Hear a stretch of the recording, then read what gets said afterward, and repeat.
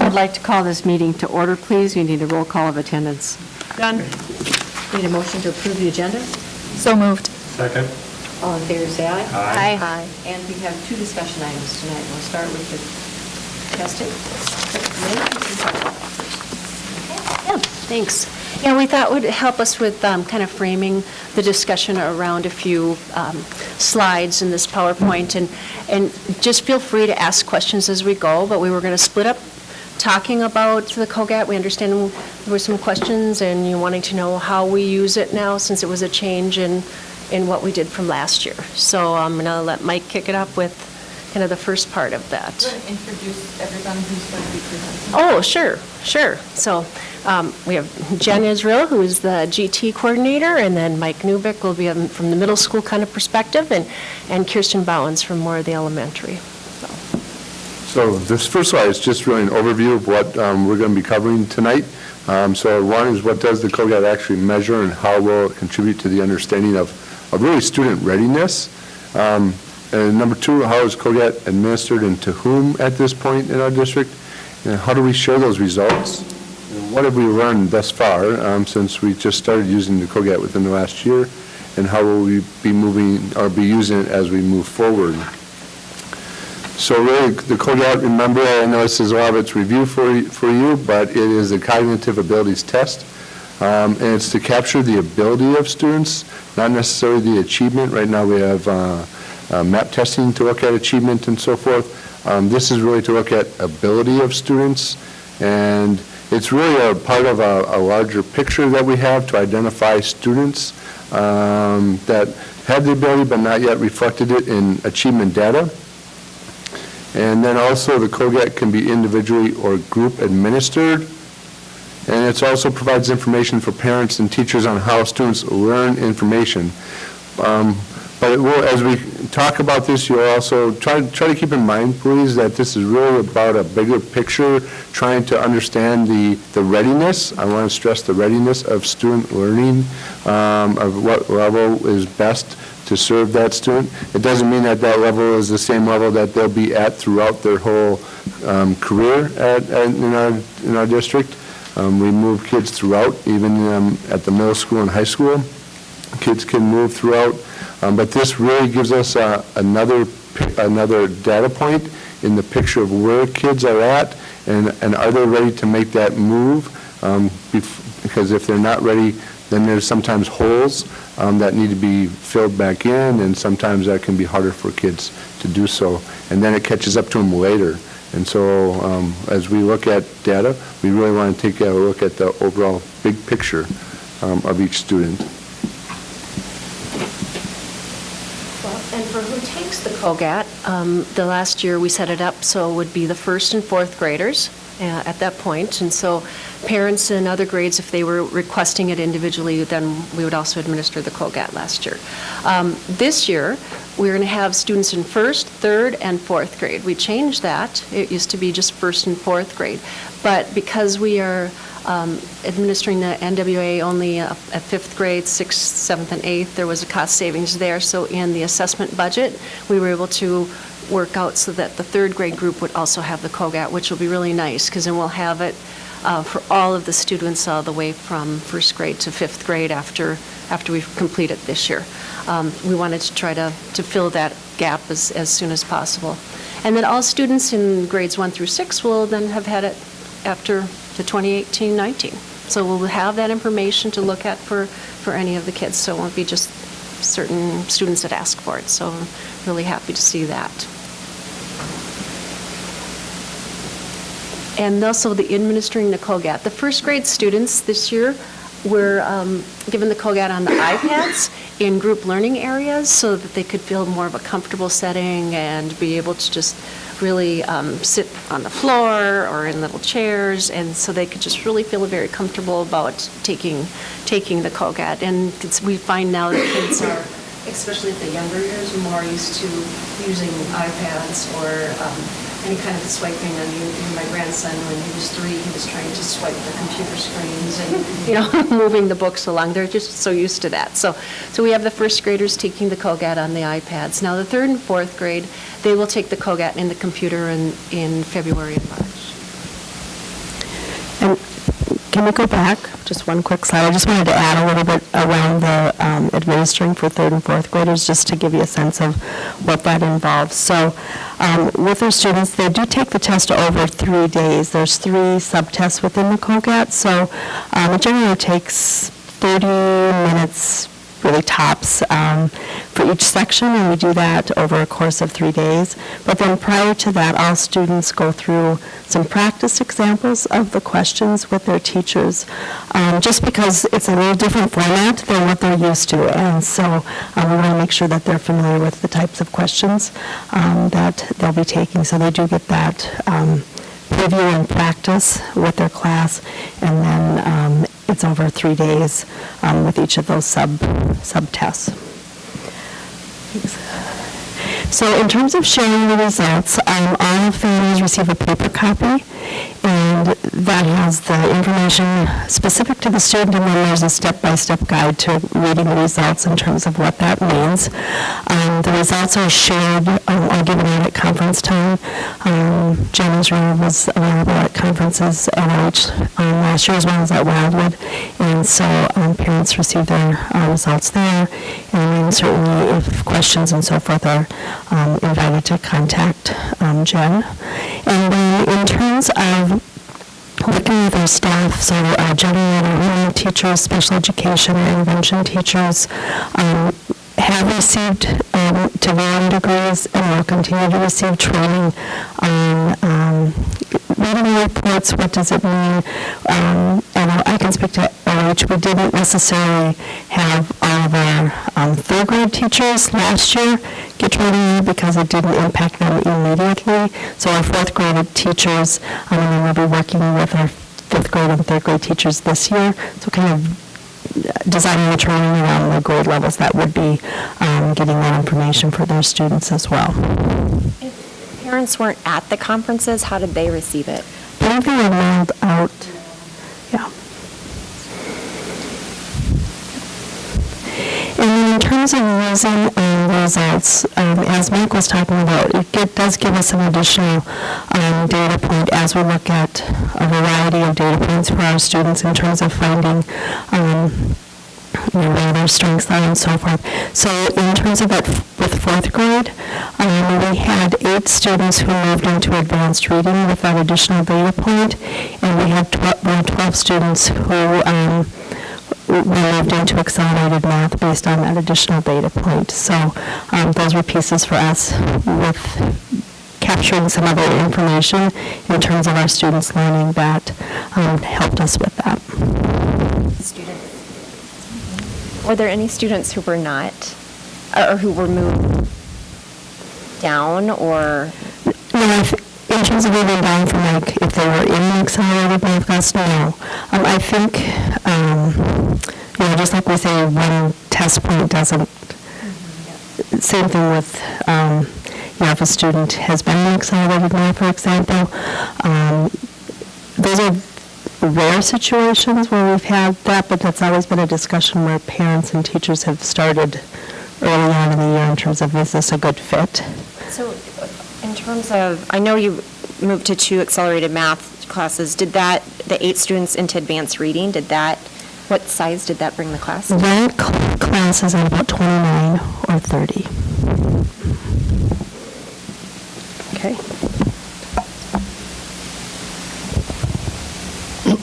I just want to add a little bit more to the template for identification. See if I can click on it here. Maybe not. Give me a minute.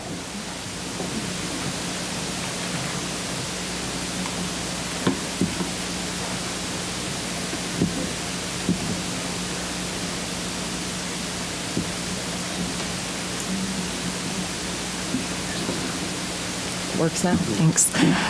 So when we look at the data how we have captured students prior to bringing in the COGAT, I'm going to have you take a look at the achievement, the second group of information. So there we look at how is a student showing what they know through achievement as the first or primary lens. This mirrors what we have done as a district for some time. So for speaking, Stacy, to that question that you had about how are we looking at those students who were already in an accelerated math class or already in the advanced literacy class, that achievement component was how they were identified for that. So this lens here. So achievement data with MAP, MCA, or AFAST was where those students. Yep, sure. AFAST is, it is our Fast Bridge. Fast Bridge is the company that produces the test. And it is a quick assessment that we give to students. Separate company from MAP that does it. It's a quick capture of students, so they have 30 questions that they answer, and it's adaptive for them. We have AFAST in reading and in math. So we're moving to that data in first through fourth grade. MAP, NWA MAP assessments are in fall of fifth grade and fall and spring in 6th, 7th, and 8th. So AFAST falls under that achievement data collection. And I was surprised, the AFAST test, this was the first year I saw my son score. So is this, I know we're talking about COGAT, but it made me realize I've never asked to see those results before. Are those shared with parents? Yes, and it is new this year for some of the grade levels. Now, in third and fourth, you were using it last year, right? Just for some students, Yep. We wanted to first compare it with the NWA scores to make sure that they had a similar correlation to predictability of how well the kids would do on the MCAs. So then we would be able to see whether they're at the grade level standards or achieving at the certain levels. So we could look at certain points and compare, okay, would they be able to be successful and on the MCAs and that. And they have proven that the younger, like the FAST data is comparable. Now, if you were to go up towards the middle school, it's not as reliant. And is NWA the same thing as MAP? Or is It's that a similar, different- yes. Oh, it's a different test? NWEA MAP. Okay, it's the Yes. same, so we're Yep, talking the same NWA test. and MAP is Okay, the same. got it. Okay, thank But you. the AFAST is a different test. Yes. Similar to that. Yes, got it. And so what we're doing is we want to make sure, especially at Wildwood now, this was the first year that they were given the A math and the A reading.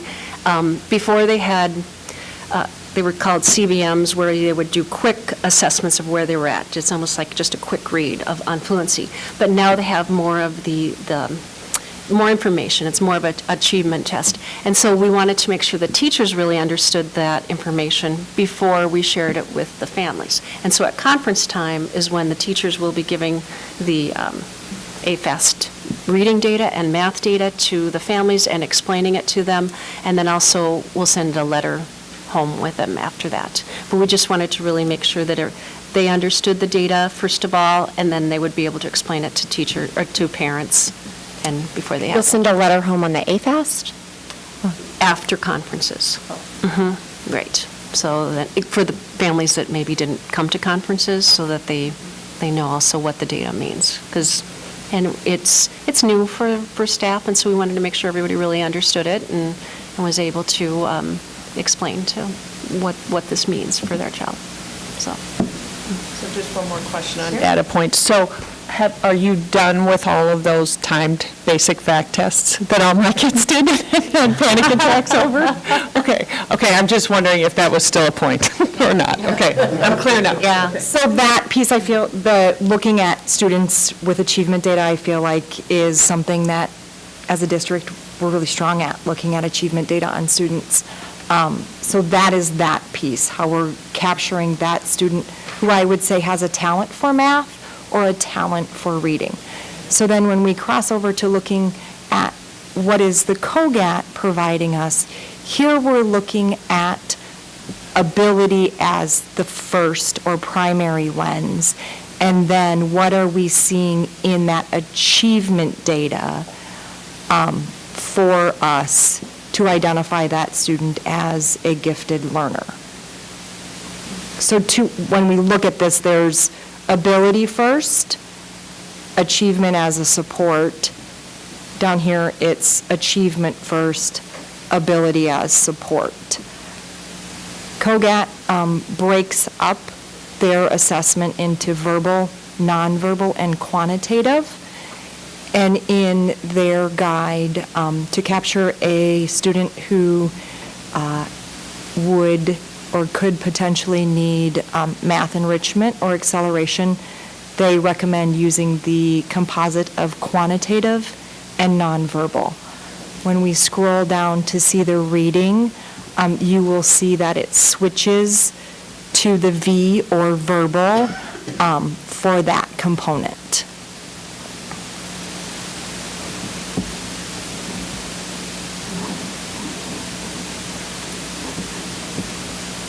So what it's kind of showing you is that you can look at the COGAT in a sense of maybe a child will score higher in a COGAT, but a little bit lower in the achievement, and we can look at that, well, they would probably be successful in, some challenging classes, or, what do we need to provide for them?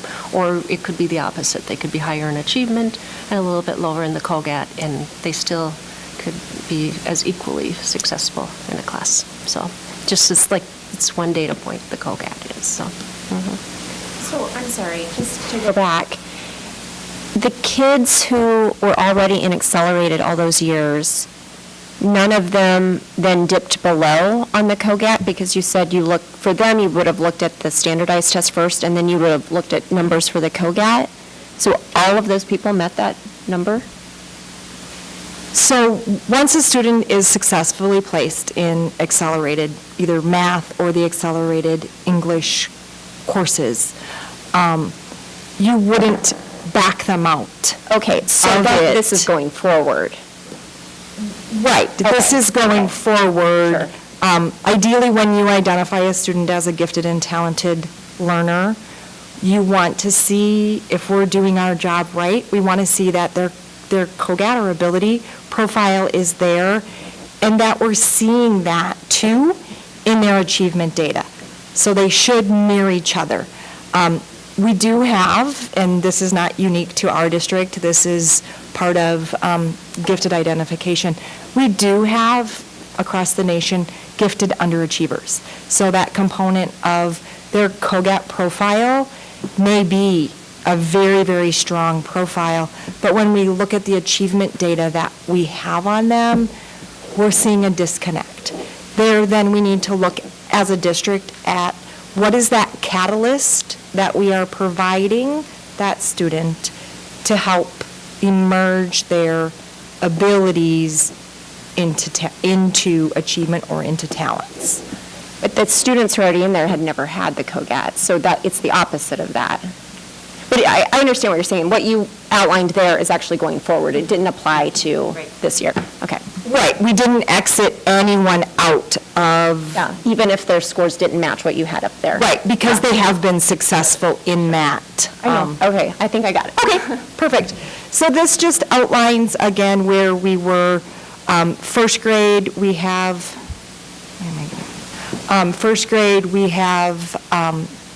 are currently right in the middle of doing the COGAT assessment. So if you want to stop by Wildwood tomorrow or Monday, you will see live in action the COGAT being administered by myself and a proctor.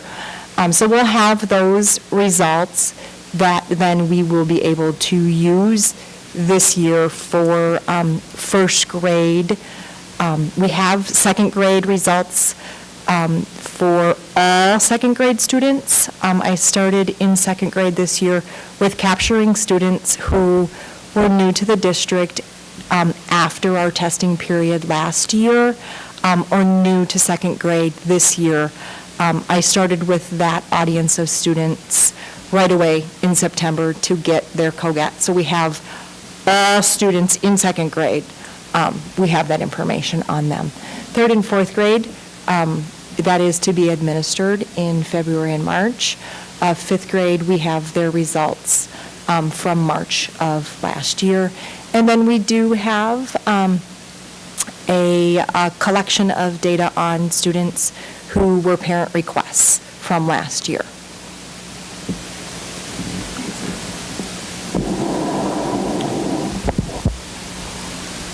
So as we move into the middle school, these students have not come to the middle school yet, but it will be something that as we look into next school year, that we will be looking at as we look at accelerated science and accelerated math and honor English placements. Again, we will be looking at those kids who score high in the COGAT and start there, and then see where they are at in achievement. And then we'll also take those kids who are in from the achievement standpoint, and then see some of those are on what we would consider bubble kids, and then see maybe where their COGAT score is, and see how that will help us to get a better picture of the student. Again, what we want to do is make sure, and I tell parents this all the time, we would rather at the middle school start the student in a regular English or math class or so forth, and make sure that when they move to accelerate, that they're ready for that move. Many times what we don't want to happen is kids move to an accelerated class and not be ready for it and have to move back. For a middle school student in 6th, 7th, and 8th grade, that actually is very detrimental. We would rather move them up at the end of first quarter. We've even moved some kids up last week. We still have kids testing now because their MAP test came out in the fall well, so we're giving them the accelerated MAP or the acceleration test or the standards test to move up now. Again, like I said earlier in the first slide, this isn't just this is your track and this is where you're going and this is all you can do, and and you're in this spot the whole time.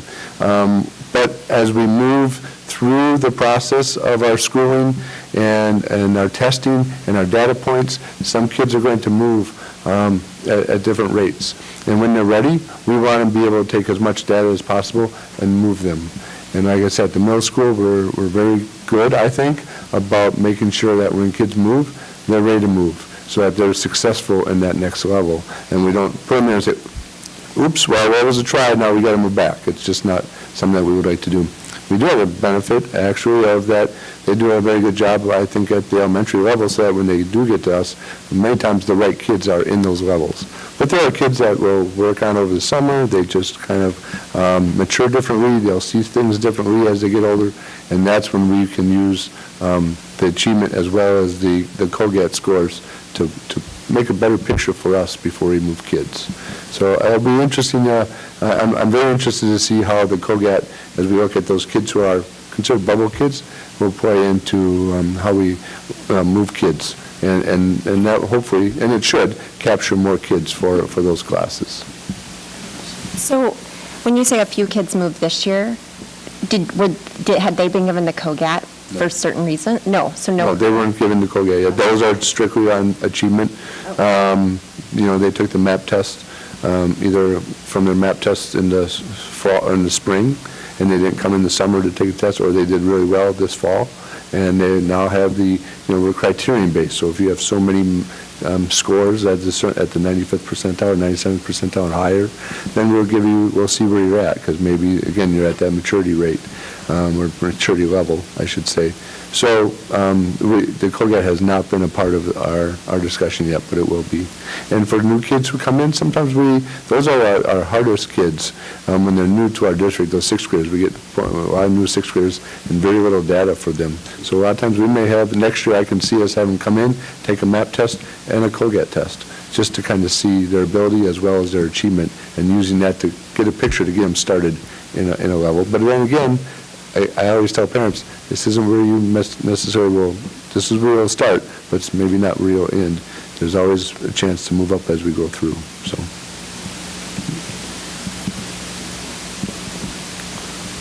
Do you have any questions for us? I have a question. How many parents did we have, families that asked for to do this that were in the schedule? Give me a second to, we had one student who was in second grade, two students who were in third grade, one student who was in fifth grade, and four who were in fifth grade. And of that, one of the students, we were looking at accelerated science as an option for that student. They were an existing sixth grader and moving into that. That student, as the year progressed, had achievement data as well as COGAT. So that student, there we saw the mirror for that. And that particular family really wanted to know the report that families get and everything that's available online through the reporting that our data manager system with the testing provides parents. That parent was seeking out that information to help her parent her child at home.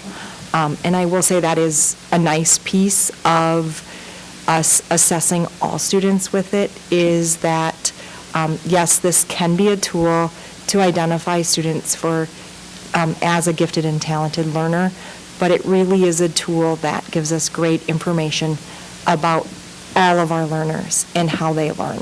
And it gives teachers, there's a wealth of information about how a teacher can work with a student who has a nonverbal strength to build their verbal weakness? Or how do you encompass a student who is verbally very strong, but when it comes to math, that is a weakness area for them? So how do you take their strength area in learning and mirror that with an area that may be hard for them in the classroom? So again, it's a tool that's great information for teachers and for parents for all of our students. So you came tonight to talk about COGAT, and I appreciate that, and I know the board asked for additional information on that, but can you go back and review the other information that we're using? Because if we're only using standardized test data and achievement data, without looking at teacher input and parent input, I'm a little concerned, but I don't believe we're doing that. Can you give us a quick overview of the full package to make sure we understand that this isn't the only thing we're doing? Sure. So last year, or 2 years ago, I came and spoke about how we want to capture as much information on a student. That aptitude, achievement, and ability make up kind of that standardized package of information that we have on students. But there is always an other area of information that we gather on students.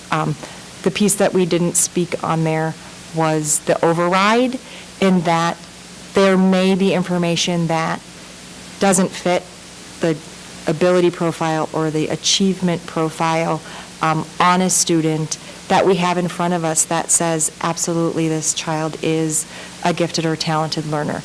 There are teacher checklists that we send to teachers. This is a component that we're honing still now. Teachers can be at times reluctant to say, yes, I think this student would be great for acceleration or an honors class, because they don't want to, and I respect this, they don't want to be the bad guy. They don't want to be the person who's a parent goes back to, and that parent says, well, how could you not recommend? So we've really tried to use a checklist.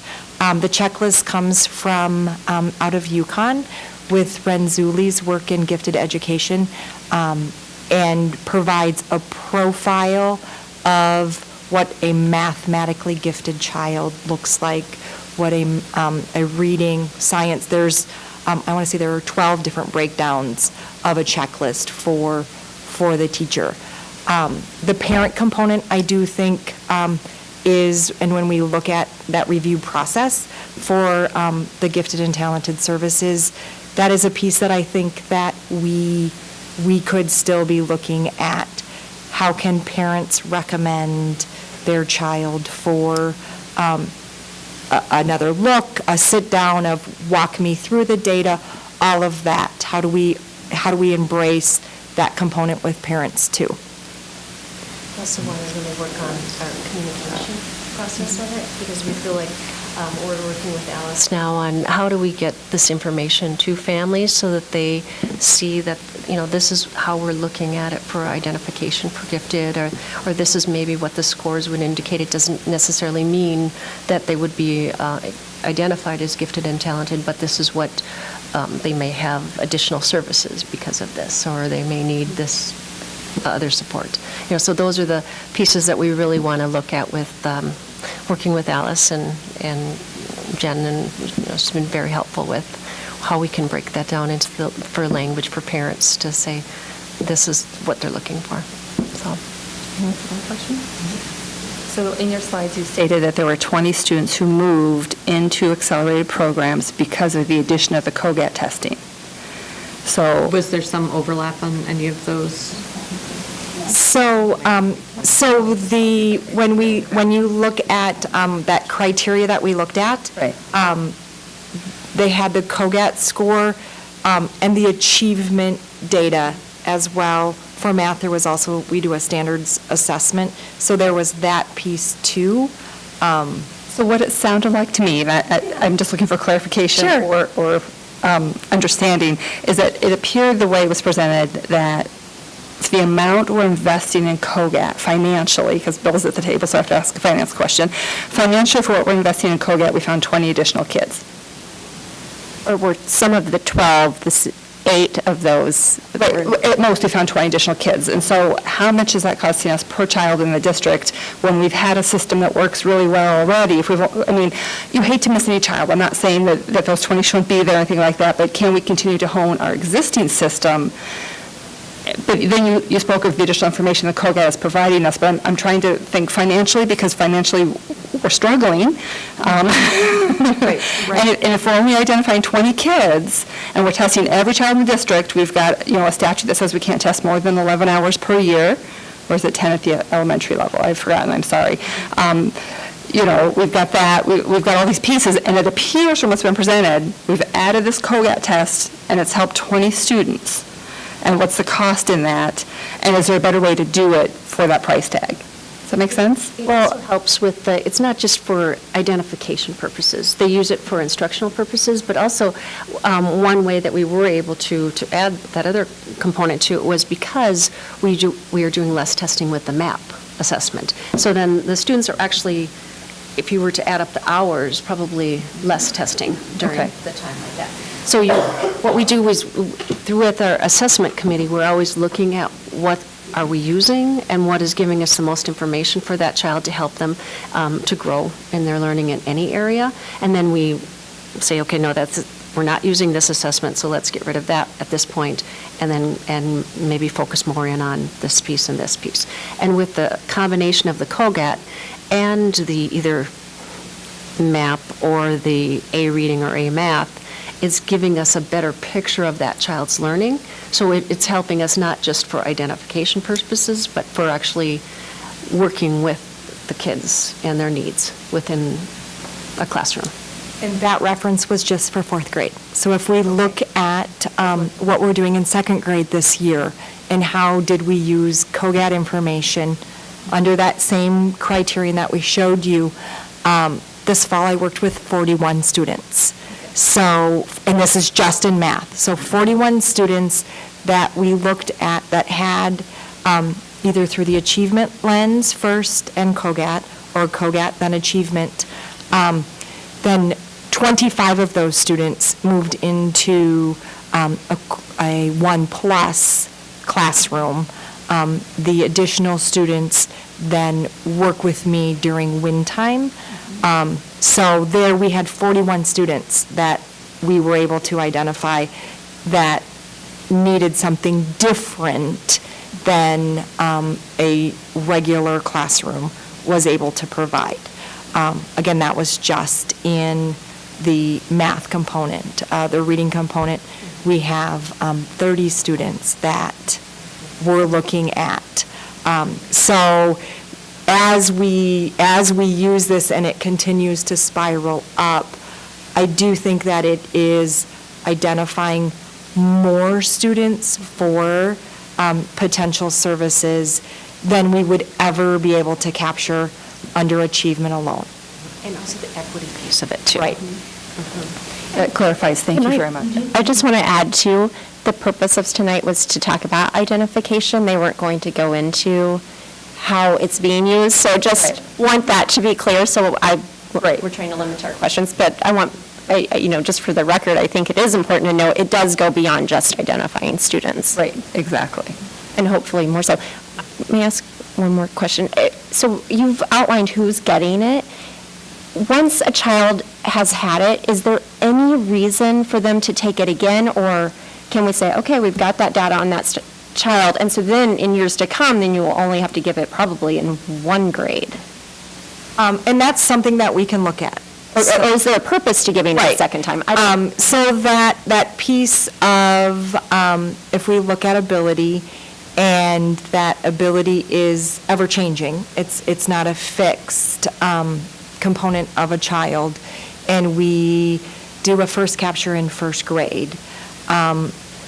When we do it again in fourth grade, we should be capturing more students. So that piece of who were our early captures, and then that recheck, usually 2 to 3 years later, of who are our students now that their ability, with exposure, with that catalyst, their ability score or profile is stronger.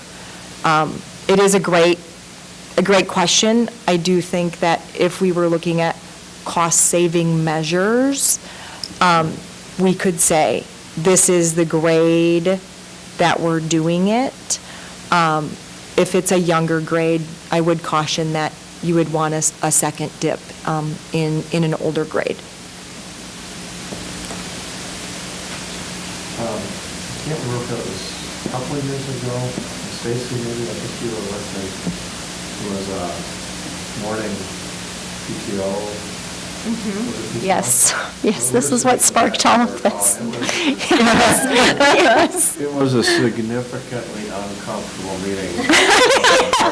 Probably more so for you all. Stacy, but I guess my question is, are we seeing our families, our parents saying, hey, we're glad that there seems to be a new focus and a new emphasis on this that maybe wasn't there 2 years ago when we had the meeting where everyone was a bit unhappy? And it seemed, I mean, my first question was how many people have asked to have this testing done outside of the grades that you're currently doing. And so I was just trying to see if people are a little happier than they were a couple years ago. That's a good question, and yeah, it was an uncomfortable meeting. But I do think one of the big parts, too, that we learned was the communication piece of it. I think that they're happy to see that we are putting in part of the ability with the achievement and looking at the overall child in the picture and collecting the checklists and we say it's not necessarily teacher recommendation, but we definitely share the information with staff, and we talk about, okay, what do you feel? How do you feel with this child? And get as much information for that child as we possibly can. So I do think that families are liking the direction that we're going, but I do think we still have a lot of work to do to really make it clear for all, maybe not for only the families that have kids that are identified or are in the GT programs, but for the other families, so they're understanding what we're doing. I think we've always focused on, they're identified, so we're sharing this information with that family, But then there's others that are wondering what's happening, and because, okay, their child has taken this, but now they don't hear anything more. So I think we need to get better at that.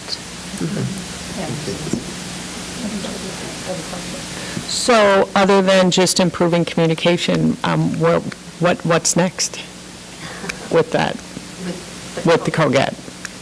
With the COGAT, with the Programming. So what would be next With steps for programming, if we were now looking at the programming, not this year, but next year, I really think we need to look at what are some of the services, and that was going to be our next step. If I would have been in the, doing just my role at the district office, we would have had the GT group looking at what are the services looking like, and do we need to add or increase services in different areas, or, change things that way. So I would say that would probably be our next step for next year as we go for that. I think the important thing for the board to remember that I know Jen and I have had long conversations about too is the student motivation piece. We have a lot of students who are extremely bright in our district who don't have the motivation in these academic areas because their passion lies elsewhere. We have very good arts programming in our district, and many of our students who are talented academically are more motivated in the arts, and we should be very thankful that we have our art programs still, because many districts don't, and that's been wonderful. But also thanks to Kathy Weiland, who is trying to hide from us on her birthday. Because it's her birthday. Yes, because it's her birthday. We want to make sure that went on film. Whose birthday is it? Happy birthday. Happy birthday, Kathy. The work at community ed in terms of reaching our students who are gifted in other areas, I mean, we are only looking at a limited academic piece right now when we talk about students, but we have a number of talented students, whether it be in athletics, arts, and other areas, and if it weren't for community ed and it weren't for the programs that we've been fortunate enough to have in our district, those students also would be clamoring for additional opportunities, and we are very fortunate for those programs, and Jen has always been very good about working with families and talking about the motivation of the student, because we do have kids who are identified to move up, and sometimes they choose not to, because it's not their passion, and Jen understands that and is very good at working with our families on that, so I really appreciate that. Anything else? Thank you very much. And happy birthday to Kathy. And happy birthday to Kathy. Bill. I'm not going to say no. Yeah, Bill, you get to sing, because you're next. There's a Not gonna microphone, a bigger microphone, if you need to stand. And dance? Your talent's in another area, Bill. Yeah. Well, thank you for the opportunity to present the quarterly financial update. As you can see, we're going to dive into some numbers here, but don't let the pages deceive you. I will strive to keep it fairly high level in summary format. But just by way of logistics, before we dive into the numbers, I'm going to start with the quarterly financial update, and then we'll work our way into the enrollment update. So this spreadsheet that you have in front of you hopefully is starting to look fairly familiar. This is something that we look at on a quarterly basis. The end of our first quarter was the end of September, and this information is best suited for a study session, which is why you're seeing it now rather than the first meeting on October 13th. And so, as you know, we will look at, just reading from left to right on your spreadsheet, the 2018-19 budget, our current year budget, which was approved in June, and how that compares to our actual expenditures as of September 30th. So the end of the first quarter 2018 compared to the end of the first quarter 2017-18, so September 30th, 2017, and then the end of September 2016. So a 2-year history, and then on the far right, I do have our total expenditures for last year as of June 30, 2018, which is the 17-18 fiscal year, and I do have unaudited at this point, just because next month we will hear from MMKR in the fiscal audit for 17-18. So without going through all of the details, I would just like to highlight a couple of the main variances in your quarterly update. You can see really a triggering mechanism that I like to use is the percent spent, how we compare this year to the prior year and then the second prior year. Another number that I like to look at is the prior year final data and how that compares to the current year budget. And that can kind of give you a leading indication on what you're going to see from a revised budget standpoint in the current year. So you can see under district support services, the second line down, we're slightly over where we were a year ago and slightly under where we were 2 years ago. And I will mention, this is the quarter we're going to see the highest variances, just because we're so early in the school year. You'll recall that there are just 2 payrolls for the teaching staff that returned.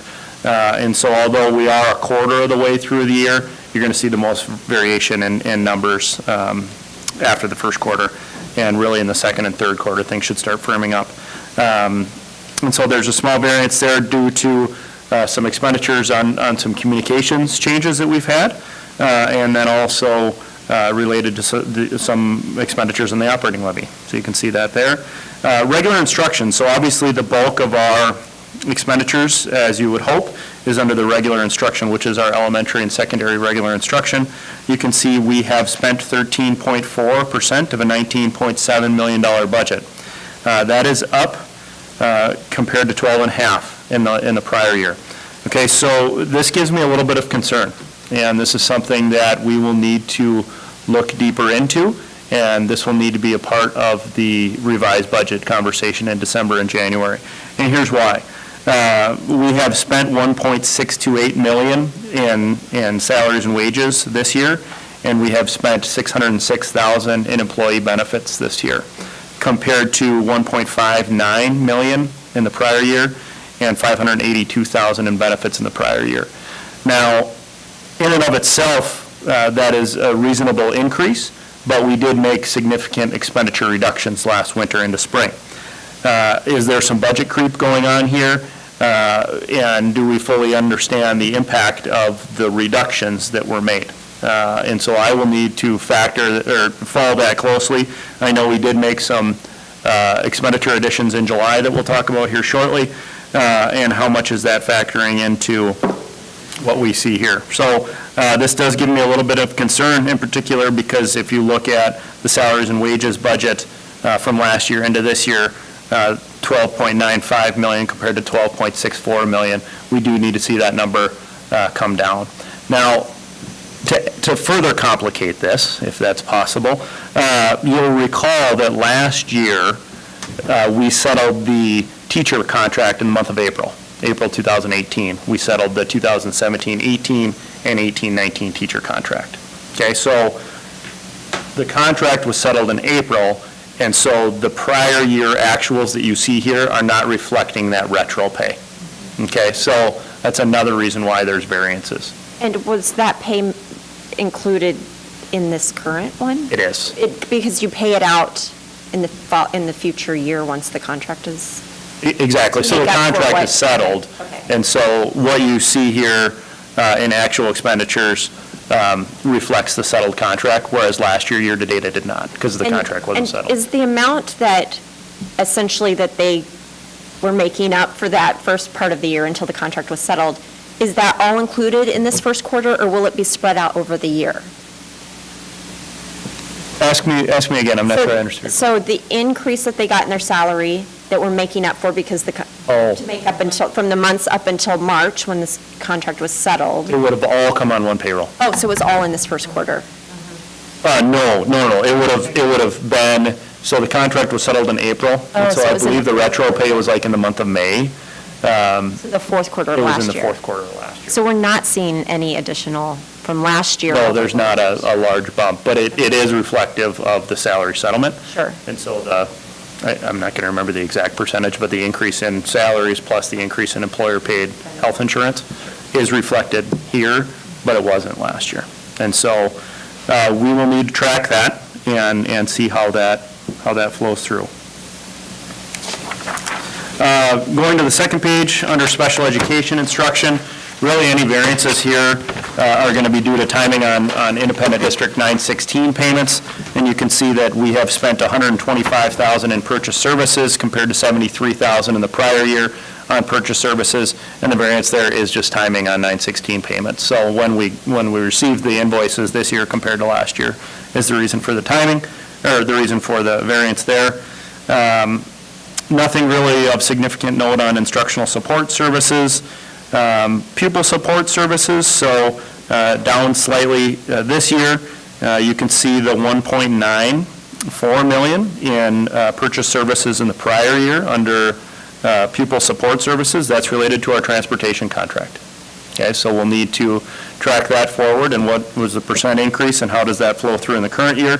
I can tell you that as of this meeting, I have not received the September invoice yet, and going by how transportation has started this year, we will be enforcing some of the contractual penalties in our contract. So we will follow that closely when we do receive the September contract, in case you were wondering about that. And Bill, is this the last year of our contract? We are in the third of 4 years. The third of 4, okay. So do we bid this year on this, or? If things do not improve, we will be out for bid this summer. Do we have to bid, or can we renew with them? We would be in the fourth of 4 years if we did not go out for bid next year. So we are not up for bid at the end of the contract. After the 4 years, I would recommend bidding. But are we required to bid, is the question. I mean, I'm trying to figure out the financial line to bid, or you can send that to me later. Yeah. But you're saying right now you think it's a choice for us if we would bid or not? If we take the contract through completion, I believe we would have an option to extend that. Just by way of competitive bids, I think we may. And I agree with your advice that we should bid, and I appreciate that. I was just wondering. No, it's a good question. In the larger environment. Thank you. Absolutely. Good question, and one that's taken up a lot of conversation this year. Sites and buildings, fairly similar to the prior year, and then fiscal and other fixed costs, that's just our property and workers' compensation insurance to date. So you can see that in the general fund, year-to-date, we have spent 16.3% of our budget, compared to 16.2 in the prior year, and 16.9 in the second prior year. And then just an important item of note, we had, and you're going to hear a lot more about this in November, but last year's unaudited, at this point, final expenditure total is $39.92 million, compared to a budget of $39.7 million. So we were slightly over budget on the expenditure side last year, and if you'll recall, last year we had an original preliminary 2017-18 budget with a deficit of $200,000 or $300,000. We did revise that significantly to increase the deficit, and as things are looking, it was a very good decision by this board to revise that budget and increase the deficit, because it really did help us with our financial planning down the road, which you will see in a lot more detail next month. Skipping now to food service, very similar to the prior year, an increase on supplies and materials. That's timing on food purchases. $62,000 this year compared to $26,000 last year. That's really the only difference in the food service budget. And then in the community services budget, in the birthday girls budget here, Kathy, the only variance of note is in the capital expenditures, and that relates to the gym improvements here in this building at the District Ed Center that you heard about at the previous meeting as well. So overall, just as some comments to the general fund, overall, as I mentioned, I'm a bit anxious about those prior year expenditures and that not showing up at the levels that I would have expected that to show up, and we will track that, and that'll be a big part of the conversation, the revised budget this year. Also, just an item to keep in front of the board, included with the budget, hopefully this year. You'll recall the paraprofessional contract expired June 30, 2017. So that's, at this point, almost 16 months ago that contract expired.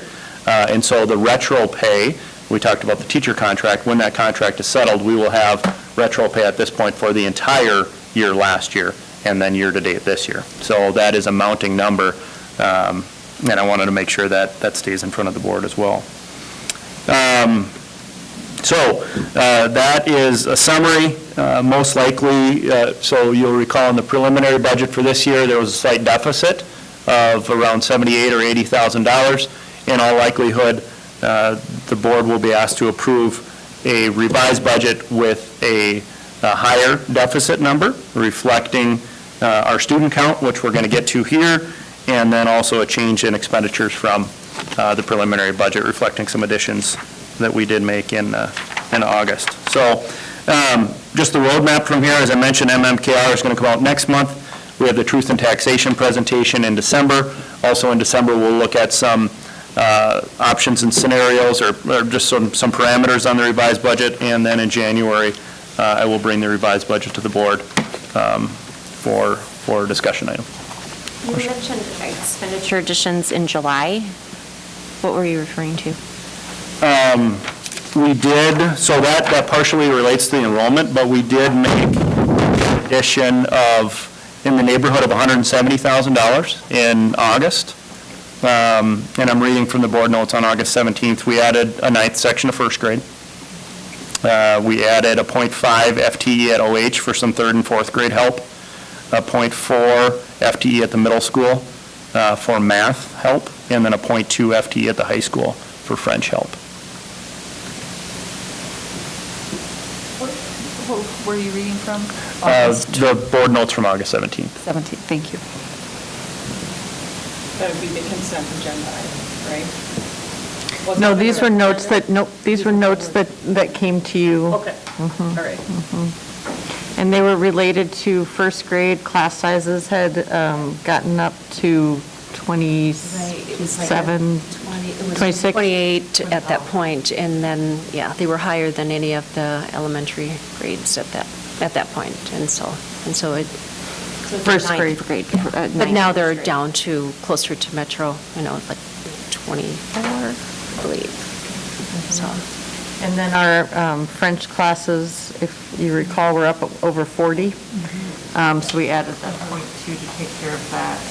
We had the 8th grade math classes that because of the way things were, because of the different levels in math, we had some of our classes that needed additional academic support that were actually our highest ones, so they were 33 or so. So we added some there. And also at OH too. And OH, because of the way the numbers were falling with our accelerated classes, and then our classes that were not accelerated were larger, and so in order to help with that, we did that in 3rd and 4th grade to support those. So that's where those came from. Shifting to the one-pager on the enrollment analysis. So this is really looking at the all-important October 1st enrollment.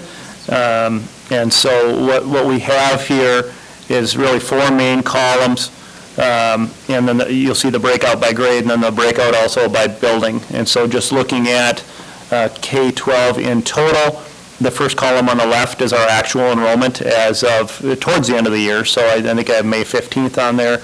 We're at 3,228 students. And I should note the enrollment shown here does not include PSEO or passages students. These are students in the seats of the K-12 education program in our buildings. And so you can see the school board target that the board set last winter at 3,288 students as part of the $1.6 million in budget adjustments. The board decided to increase the enrollment to 3,288 for a target. The building projections as of July 25th.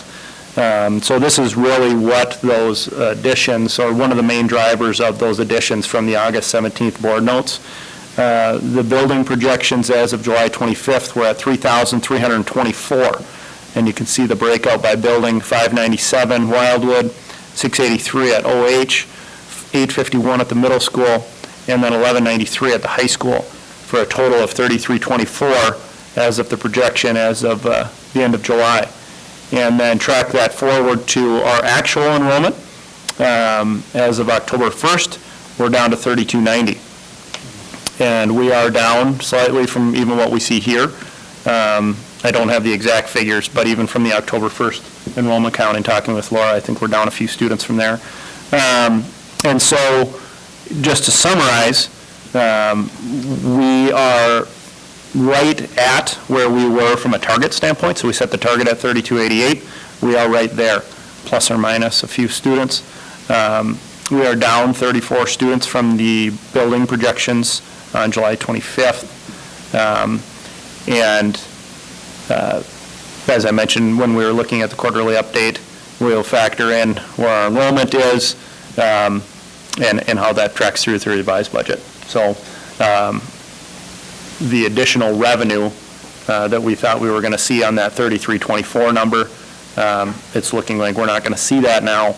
And so my guess is the revised budget revenue figure will be very similar to the preliminary budget because we're very close to target.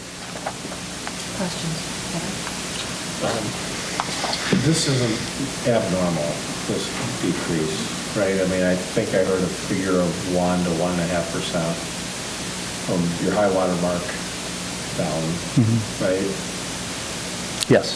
Okay. So, I mean, I'm just curious how this would track with other years as far as what we see in late July and now October 1st. I mean, does it seem within the normal range of a percentage drop? I would assume so, Kevin. I haven't looked up the prior years, but it makes sense to me both based on history and where we've had a tendency to miss our enrollment target a little bit low in the last 2 years. And then based off of just the tendencies that some withdrawals don't let us know until they don't show. And then some open enrollment students that just for whatever reason decide not to attend. And so I would agree with your statement based off of history and the tendency that most districts are going to see that. Yeah, I understand that you were kind of, I mean, the board said a thing, it went higher out of our control. From a business manager standpoint, you know, it's good, and maybe now it's not as good from a business manager thing, because that money is not there. But we are within 2 students of the school board number that we agreed on, right? It's very close. That's one of the good news, bad news. So, But I think it's important, Kevin, as we think about what this data tells us, is that we changed the model. So this year, we gave a target way ahead of time, before we were approving every single student, and so I'd be cautious to compare historical data to this year, but to use this year's data, and Bill's very good at using the data that we have available to us in developing a predictive model going forward, but we're working off a different model. So I know Bill will take that and use that, because he's done that and shown he does that very well for us. But I'm not sure if the historical helps us all that much at this point, because that model is different. But I think it eases my mind, too, because I was concerned over the summer when that number was so high. But it was nice that it was high because of that attrition rate we saw. So I'm glad you know the work better than I do. And the enrollment data does seem to have a natural fit with the quarterly budget updates. And so if it's okay with the board, I think it does make sense just to have these two just updated on a quarterly basis. So the end of the second quarter, obviously the end of the calendar year. And so the next time you would see some of the enrollment updates would be in January when we're doing our second quarter update. Makes sense. Is that when we would set our budget target for next year? Because we have to admit students at that point. So we're looking to January to set the target for next year. Is that what you're hoping we'll do? We did move kindergarten registration up to the end of January. And so, trying to think of a... Technically, we could set the budget number at any point in time. I mean, we have, well, it'd be nice to have the session be done, so we would know what the increases look like and things like that. But we can't wait until May, June, July, whenever they finish session, they haven't even started. So you're recommending that we go with more of a January deadline? I can't remember last year when we set that number, but in thinking about the budgetary work that needs to be done, would it make sense when you provide that quarterly update in January to aim to have our budget number or our enrollment target set then also? That does make sense to me, because it truly is the first part of the budget process for next year, is to set that target and then to staff to that target. So we started the budget process for this year back in January, and we sort of commingled our enrollment conversation with it was a much larger process last year. And so that timeline of that January, early February, in accordance with the kindergarten registration, makes sense to me. Yeah. Because I think you said it in March last year. I recall it being around spring break. Yeah, it was like the week before spring break. Can we add that to the January agenda to set that target number when Bill brings that update? Or do we want to do it after that, or at least have it on our radar? Would that make What makes sense? sense to you, Bill? I do like to see how many resident students show up at that kindergarten registration. And I guess I think that we did ourselves a good thing in terms of tracking by moving that up a month. And so, depending on how the board meeting dates fall, that first meeting in February, to have an update on the kindergarten registration numbers and to really talk in serious detail about that enrollment target at that point. Makes sense. And is that the point when we will be switching to having the study sessions, the first meeting in February, and the business meetings the second? So would it make sense to do a study session conversation about that? It would. Okay, so that first meeting in February? Okay. All right, anything else? Yeah, I just had a question to follow up on what we started last year on, now, I'm not sure that this is something you were even involved in, but the interviews, the surveys that we sent out for families that turned us down or anything, was there, I mean, I don't know if there was any trends, or did I miss that conversation? Mike Newbeck, remember, did those for us last year as part of his as classwork, his superintendent residency hours, field hours with Dr. Larson. So I don't know if that's something that's not. I don't think that's built into any systems at this point in time, because it was part of his work. Well, I think that it was useful, and I think that we've expressed an interest in wanting to have that data available, so there's knowledge of what's happening, if there's a trend we're missing, if there's a problem that needs to be addressed, and so. If we can get parents to respond.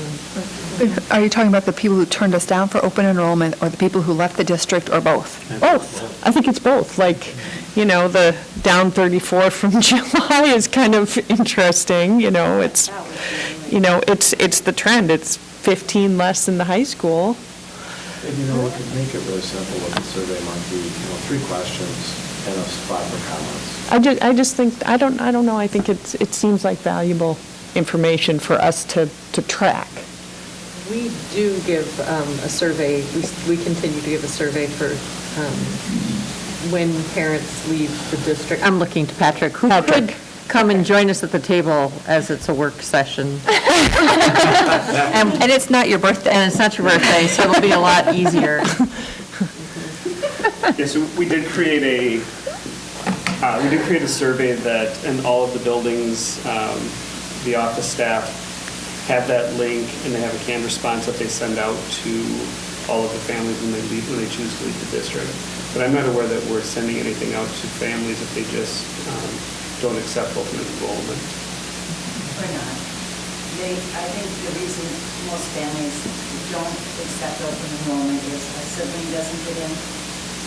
They're older children and the parents want them to come here, but they're teenagers and they don't want to come here. They already have their friends in their set environments. And then sometimes it comes down to transportation. It's some things like that. And I think those are, pretty much the common reasons. I don't know that doing an exit survey for open enrollment families that, decide to decline is going to give you any more information than that. So Alice has done a fabulous job on our communication pieces. Would it help when we think about the application for open enrollment, including some of the information that about, you must provide your own transportation, be sure and include your child in this decision-making process, those kinds of pieces or something, so we have less of that drop-off, because they might not be discovering these things so very late in the process, but if they knew going in, they might not want to accept if their high school is not really interested, that might help, because if you've never done open enrollment before, you don't know those things. But we know those things, and so if there's a way we can share those through a simple piece that goes on top of that application that we send out, might bring those application numbers, I don't want to say down, but would cause people to think about all the implications of the open enrollment process and acceptance. Another reason too is some of them are shopping. They're applying to private schools, Right. public schools, and then they make that decision late in the year. And then just so you know, of the surveys we did send out last year, we did get about 55 responses throughout the year. Do you know what the response rate percentage-wise that would be? I don't know how many were sent, no. Okay. I just see them when they actually come in. You know, I think one of the Thank you. things that is interesting, again, is why people, maybe not the open enrollment, but why people choose to leave. I think that's the, because then they've had experience with Montevideo School. They've been here, families have their kids here, and there's a reason, something that's driving that. I think it would be really helpful to be able to see any trends that we can Well, we can look at the tease out of 55. that. And so, I mean, in the course of my day-to-day wanderings, I hear lots of little anecdotes. And you know, it would be nice to have more data to go by so that, you know, you hear one or two people talk about, oh, it's got to be true, but maybe it's not. And so, and I'll give an example of that narrative is the perceived work that Hill Murray is doing on learning difference dyslexia, and that I heard a couple fifth graders for sixth grade, they weren't going to go to the middle school. They were going to go to Hill Murray. Well, is that a trend? Is that, I mean, or is that just chit chat? I mean, I don't know. And that's where I think it could be helpful, is if we saw it's trends, and it might be in like this particular instance I give you, well, it's, we do what we can do, and there's where it is, and you know, if a person wants that perceived extra thing, they can do that, but it'd be nice to know that. Who gets those 55 responses? When the surveys come in, I send them off, we have them sorted, send them off to Barb and Mike, we got to get them also. So they've been collecting that.